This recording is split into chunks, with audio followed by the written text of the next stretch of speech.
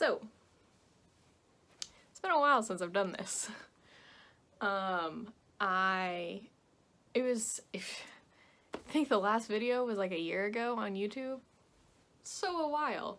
There was a season in my life, to use the wonderfully cheesy phrase, where doing YouTube was just not feasible. So it might take me like a second to get used to it again, but I'm back. So here goes. I think I'm gonna try to do videos once a week, reviewing and talking about all the nerdy things, from books to video games to writing, especially this month because I'm doing NaNoWriMo.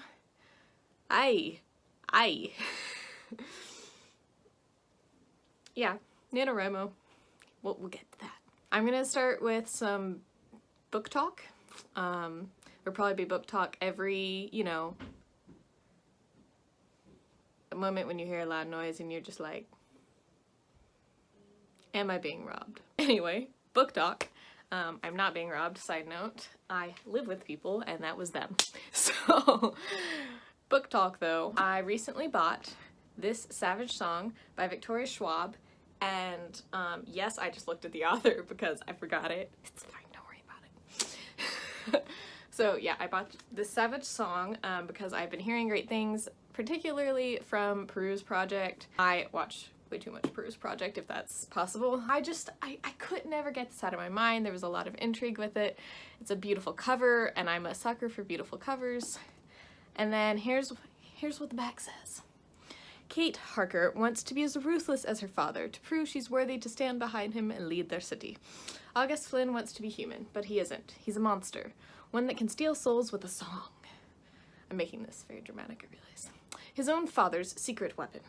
Their city is divided. Their city is crumbling. Kate and August are the only two who see both sides, the only two who could do something. But how do you decide whether to be a hero or a villain when it's hard to decide which is which?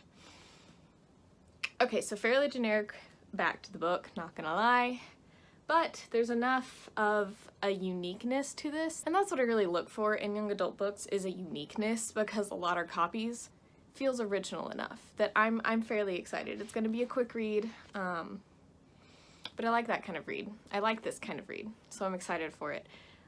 I'm not sure, I'm not reading it at the moment, because it just didn't fit my mood, but I might get to it next. We'll find out. I'm not going to do TBRs like I was once upon doing. I'm just gonna kind of probably just talk about what I'm reading a lot. I'm just gonna talk about it. That's all this is gonna be.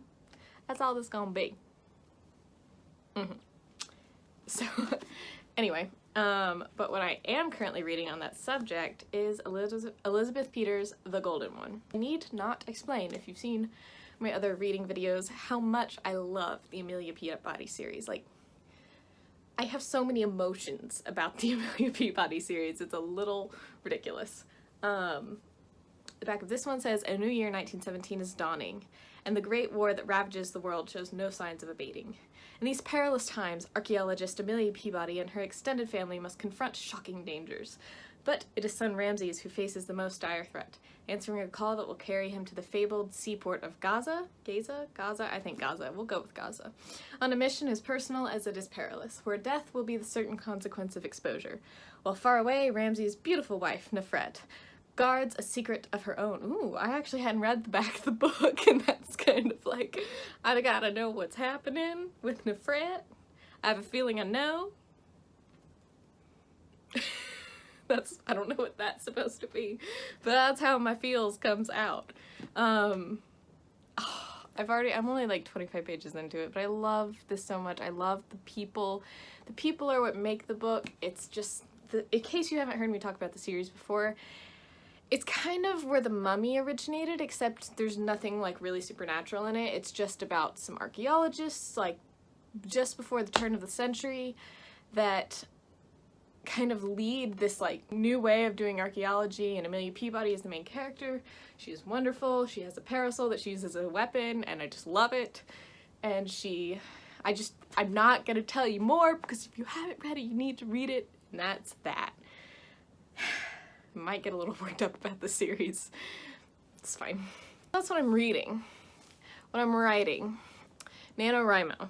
yeah, I'm 19,000-ish words in. This is the email that I got when I reached 25,000 words. It's stupidly exciting. I posted this to my Instagram story. One of my favorite things about writing is how much I grow to love the book I'm helping to form. It's more than it being my child. It's that the characters are real and that I feel what they feel.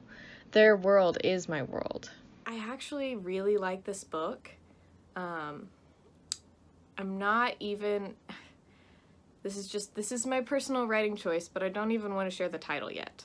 I really like it, and I think I could do something with it. Which is kind of stupid and crazy for a NaNoWriMo book, probably. But I really, really like this book. I don't know that I've liked something I've written this much. Almost 2,000, because it's not actually 2,000 words a day. But almost 2,000 words a day is getting a little bit harder because I'm thinking more, and I'm trying not to think too much, but I end up taking a long time to write because I'm thinking about character development and metaphors, because apparently I'm obsessed with metaphors. I love them. I mean, writing is metaphor. So yeah. It's a book that really, I think, speaks to something we all relate to, and it's actually inspired by a quote from Harry Potter. J.K. Rowling, you have inspired further works of fiction that actually have nothing to do with Harry Potter. Next up are all the games that I want to play that I cannot buy at the moment. Moment of silence for this. But can't buy them at the moment, but I'm playing on it, particularly Battlefront 2. Stupidly excited for Battlefront 2. I am a major Star Wars nerd. I have Star Wars art on my desk.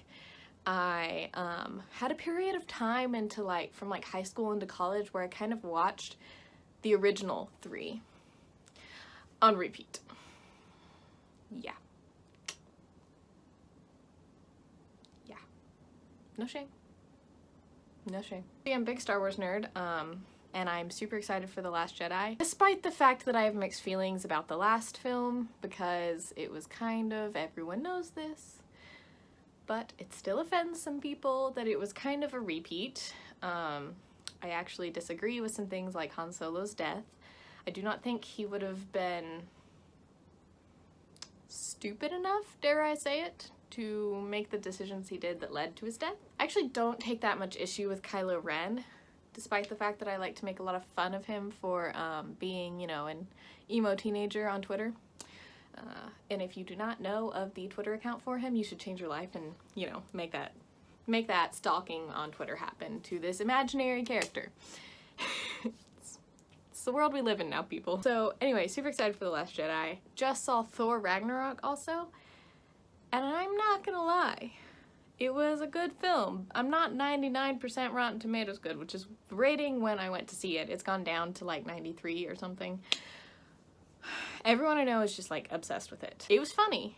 It was funny and it was good, and I will probably own this movie. I don't know, they tried too hard to be Guardians to me, and Thor is just not Guardians. At least Thor in the comics -- movies is not Guardians. I mean, if we're going back to original North mythology, that thing.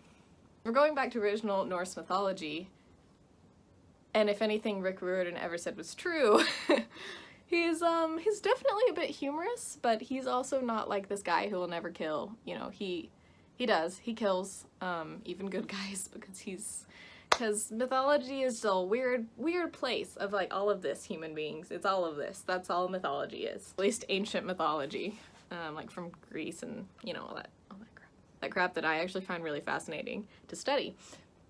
Because it's kind of like, these people were just like, I feel like they sat down at a table, all these people, you know, in Greek society, and we're just like, what can we do to get the most number of likes? That's the equivalent, you know? Like, what can we do? And they ended up with Greek mythology, as we know it. There you go, ladies and gentlemen. Oh, I also just saw, so I read for Spookathon, I read Murder on the Orient Express and really liked it. And I saw the movie the other day, also really liked it. Little different. They kind of took, in my opinion, they took some of the intellectual matters of the mystery and how they handled the mystery in the book took some of those away, made some of the characters more extravagant or dramatic, and some of the scenes more dramatic.